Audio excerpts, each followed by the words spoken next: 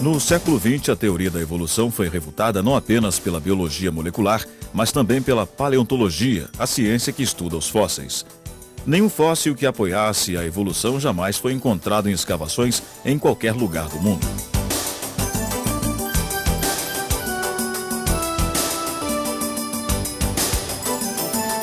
Os fósseis são os remanescentes dos seres vivos que viveram no passado.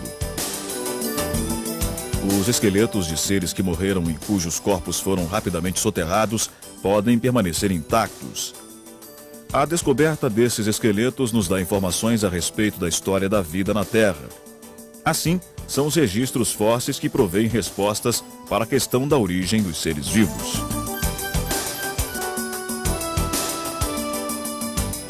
A teoria da evolução afirma que todos os seres vivos descenderam de um ancestral comum e que o surgimento destes diversos seres ocorreu através de pequenas e sucessivas variações ao longo de grandes períodos de tempo.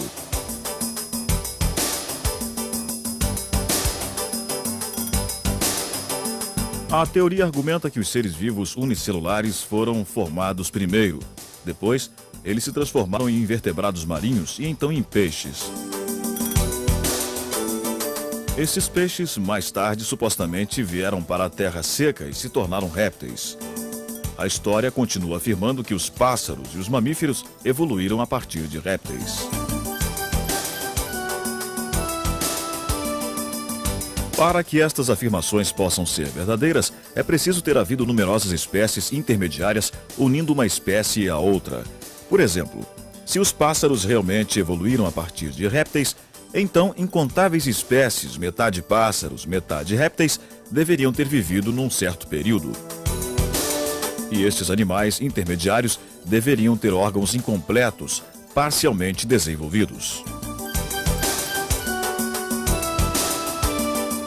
Darwin chamou estas hipotéticas espécies de formas transitórias. Ele sabia que, para comprovar sua teoria, era preciso encontrar no registro fóssil remanescentes de tais formas de transição. Em A Origem das Espécies, ele escreveu: se minha teoria estiver certa, uma enorme quantidade de variedades intermediárias deve ter existido, unindo praticamente todas as espécies do mesmo grupo. Consequentemente, evidências de sua existência só podem ser achadas nos registros fósseis. Darwin estava ciente de que o registro fóssil não continha nenhuma destas formas intermediárias. Por isso, num capítulo de seu livro, ele lançou algumas perguntas perturbadoras.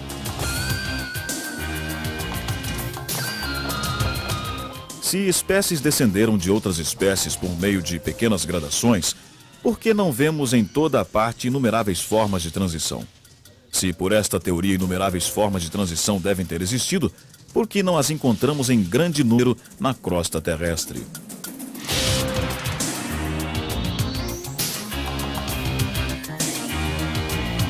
Darwin supôs que estas formas de transição seriam encontradas quando o registro fóssil fosse investigado mais profundamente.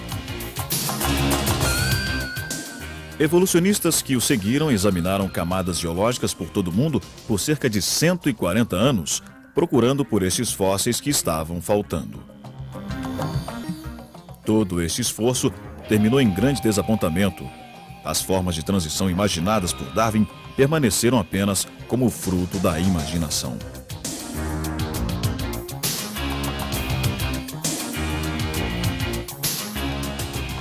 O paleontologista inglês Derek Yeager admite este fato, embora seja um evolucionista. Ao examinarmos o registro fóssil detalhadamente, seja no nível biológico das ordens ou das espécies, não encontramos evolução gradual, mas o súbito surgimento de um grupo em detrimento de outro.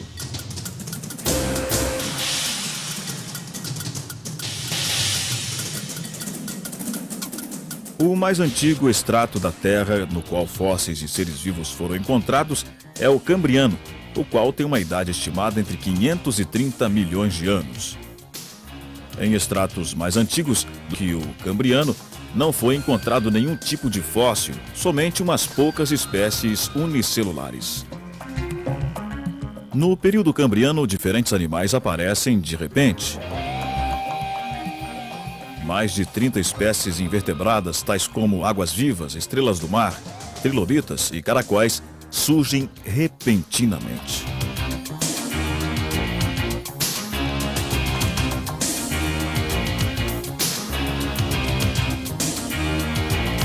Estes seres vivos têm sistemas corporais complexos, tais como o sistema circulatório e também órgãos muito complexos.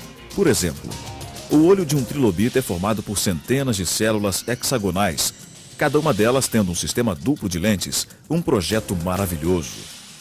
É o primeiro olho que supostamente apareceu na Terra e definitivamente refuta a pretensão darwinista de que a vida tenha evoluído do mais primitivo para o mais complexo.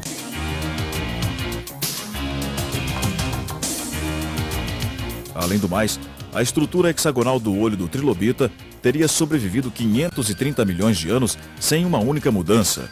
Insetos modernos, como as abelhas e as libélulas, têm olhos semelhantes.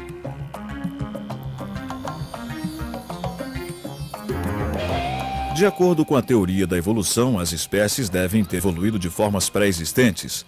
Porém, não há qualquer outra forma de vida complexa antes dos trilobitas e de outros animais do período cambriano. As espécies cambrianas passaram a existir repentinamente sem ancestrais.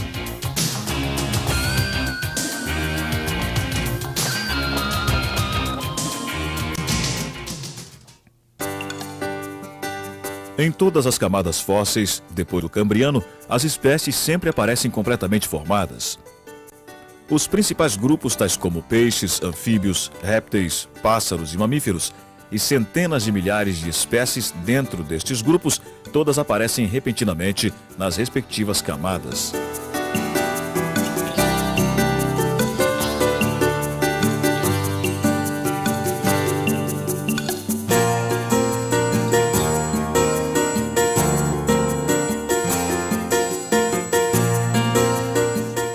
Não existe uma só forma de transição entre qualquer grupo, como imaginam os evolucionistas.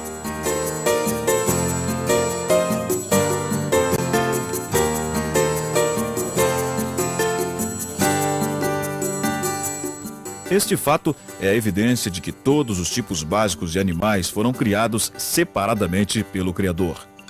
O paleontólogo evolucionista Mark Charneck assim confessa: um dos maiores problemas tem sido o registro fóssil. Este registro nunca forneceu qualquer vestígio das formas intermediárias de Darwin. Pelo contrário, as espécies aparecem e desaparecem repentinamente, e esta anomalia tem fortalecido o argumento criacionista de que cada espécie foi criada por Deus.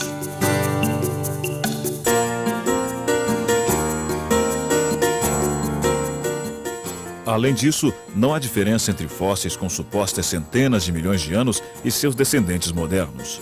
Por exemplo, um tubarão de 400 milhões de anos e um tubarão atual têm exatamente a mesma estrutura. Isto mostra que todos os animais foram criados pelo Criador e não passaram por qualquer evolução depois que foram criados.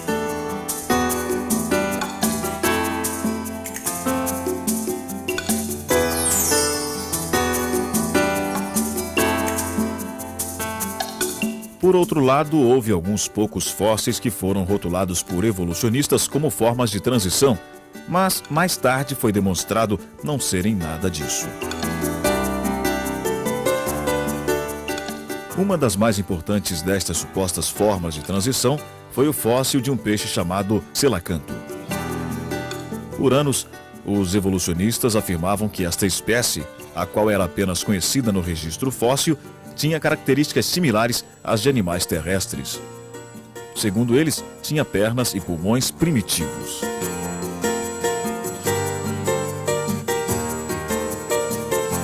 Estas pretensões evolucionistas sobre o selacanto foram apresentadas como fatos científicos. Desenhos imaginários do animal rastejando para a terra aparecem até em livros didáticos. Caiu como uma bomba sobre os evolucionistas a captura de um exemplar vivo do supostamente extinto selacanto no Oceano Índico em 1938. Foi então visto que o peixe fóssil não era diferente dos peixes dos nossos dias. Contrariando as afirmações evolucionistas, eles não tinham pernas nem pulmões primitivos. E ainda mais, o selacanto, supostamente uma espécie se preparando para saltar do mar para a terra, era, na realidade, um peixe que vivia somente nas águas profundas do oceano.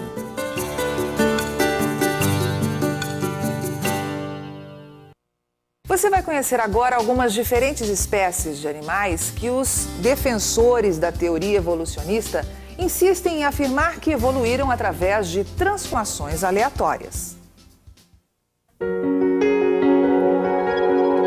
Quando examinamos as estruturas dos diferentes grupos animais, podemos ver que é impossível ter ocorrido entre eles um processo evolucionário.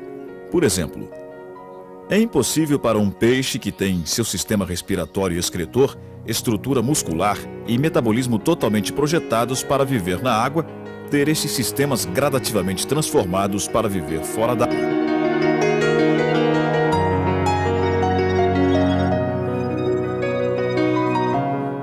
Os grupos vivos terrestres também são muito diferentes uns dos outros.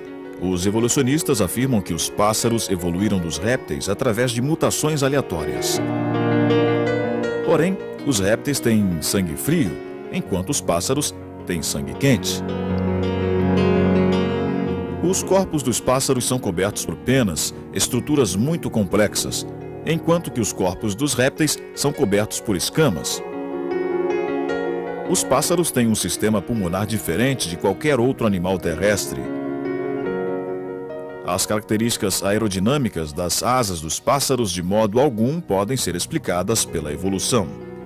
É impossível que asas tenham se desenvolvido gradualmente, porque uma asa não completamente desenvolvida não é uma vantagem, mas uma desvantagem fatal. Os evolucionistas também afirmam que alguns répteis se transformaram em mamíferos. Porém, estes dois grupos são muito diferentes entre si. Répteis põem ovos, enquanto que os mamíferos dão à luz os seus filhotes. Os répteis possuem escamas, enquanto que os mamíferos têm pele. A origem do mecanismo de lactação dos mamíferos nunca pôde ser explicada pelos evolucionistas.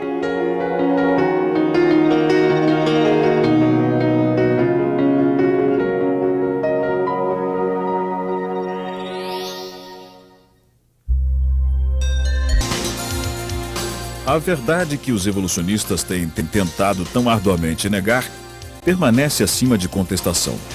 As espécies apareceram de repente perfeitas sobre a Terra, isto é, elas foram criadas. O divino Criador que governa sobre toda a natureza criou todas as espécies de seres de modo perfeito.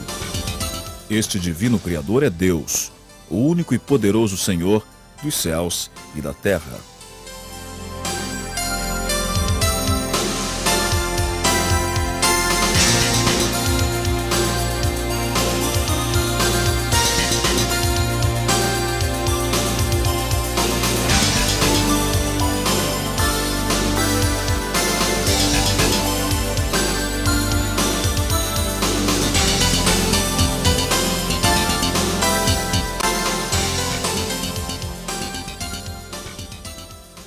No programa de hoje, você conheceu um pouco mais sobre a teoria da evolução e ainda os registros fósseis. E pôde compreender que os animais não passaram por qualquer evolução depois de serem criados.